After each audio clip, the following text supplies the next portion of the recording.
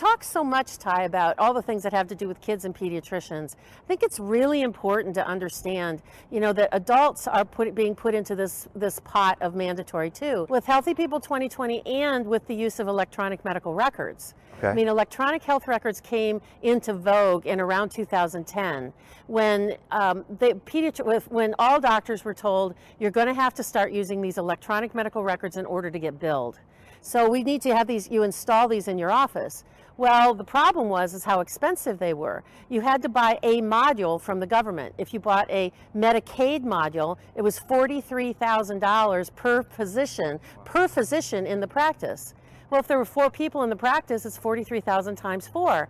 And the same thing, you had to buy a Medicare module, which was $62,000 per module. So, physicians' offices are small businesses. I mean, where are you ever going to recoup that investment? Like, never. So the government said, not a problem. We'll pay it for you.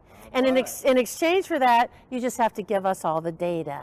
And so each year, starting in 2010, which of course was when Obamacare came into being, by 2012, they installed more than 500,000 physicians across the country had bought into the system, and they were teaching them how to use the electronic medical records. That each year, they had to add a few more things, a few more boxes that needed to be checked, and that data gone off to the government. And in 2016, they added the box that needed to be checked, was your immunization status.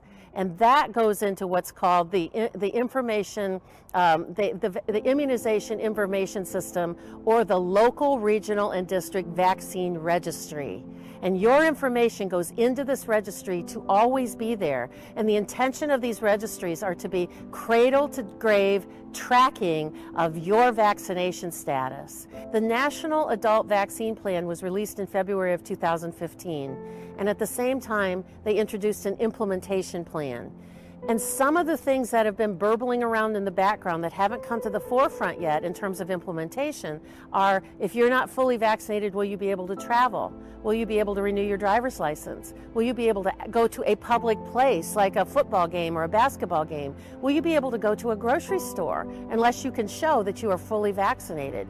That's the type of plan that's coming down the road. And I just see these people as just needle-wheeling maniacs that every single person needs to be injected with every possible vaccine. And the adult vaccination plan actually has language in it that says that they want adults to demand and request their vaccines, and if they haven't demanded and requested them, that they will be offered to them. They will have financial incentives to give it, and it is to be required for every vaccine that's currently on the market and every vaccine in the future. And we know there are at least 140 vaccines in the developmental pipeline. Many of these vaccines that are now in development are headed directly towards adolescents and adults.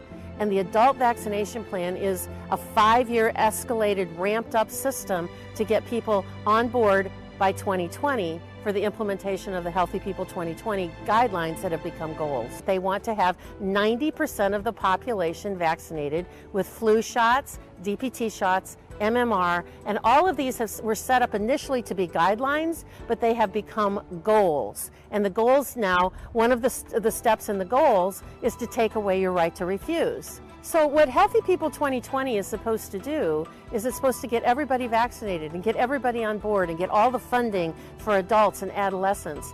And how this all kind of came about at the same time as we developed the Healthy People 2020 guidelines, it started in 2010. In 2010, this was declared the decade of vaccines. And in 2010, the Gates Foundation put up $10 million to start this to be the decade of vaccines. And within this decade of vaccines from 2010 to 2020, in these Healthy People guidelines, we need to have electronic medical records and tracking. We need to take away people's right to refuse. We need to ramp up all of these guidelines and turn them into goals. And they are well on their way. I mean, that's really, we're at 2017. We only have 3 years left for people to become really aware of this and get involved in not allowing this to happen in the future. So this is something that literally affects everyone that's watching this program. Everyone, not here and around the world, because in 2000, the Gates Foundation funded an organization called Gavi, which is the Global Alliance for Vaccination and Immunization. They started that organization with a donation of $750 million. Since that time, they have invested $6.8 billion into vaccinating the world.